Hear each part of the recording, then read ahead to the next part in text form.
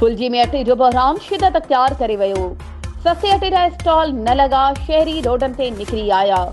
फुलजी में गैस जी अतरादू load shedding ऐं अटो महांगो थियण खिलाफ एसटीपी जे सॾ ते शहरनि पारां हथनि में प्ले कार्ड खणी रैली कढी एहतिजाजी मुज़ाहिरो कयो वियो। रैली फाज़िल राहूत चौक खां निकिती, जेका शहर जे मुख़्तलिफ़ रस्तनि खां थींदी अची ऐवान सहाफ़त प्रेस क्लब अॻियां पहुती। रैली में शहरनि तोड़े भर पासे जे रहवासियुनि वॾे अंग में शिरकत कई। उन मौके ते अॻवाननि सैयद ज़ाहिद शाह, मज़हर अली झथियाल, सिकंदर अली पहवर, आसिफ राजपूत, नवाब मुग़ल, काइमदीन पहवर, काशिफ नवाज़ टांडियो ऐं ॿियनि चयो त फुलजी में अटो 140 रुपया ऐं 150 रुपया किलो विकिरो थी रहियो आहे।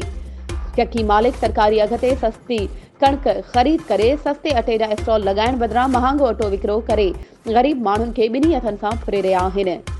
फुड खाते जा अमलदार रिश्वत वठी ख़ामोश तमाशाई बणियल आहिनि। ॿिए पासे गैस जी हथरादू लोड शेडिंग सबबि अज़ाब में वरतल आहियूं। गैस न हुजण सबबि शहर ऐं आसपास जो कार वहिंवार मुतासिर थिए पियो। हिननि मुतालबो कंदे चयो त गैस जी हथरादू लोड शेडिंग ख़त्म करे अवाम मां बेचैनी ख़त्म कई वञे ऐं सस्ते अटे जा स्टॉल लॻाए फुलजी ऐं भर पासे जी ग़रीब अवाम खे माली रिलीफ ॾिनो वञे। वधीक ख़बरुनि ऐं अपडेट्स जे लाइ असांजे चैनल खे सब्सक्राइब कयो ऐं हा, बेल आइकन खे प्रेस करणु न विसारिजो त जीअं असांजी हर नई अचण वारी वीडियो तव्हां ताईं पहुची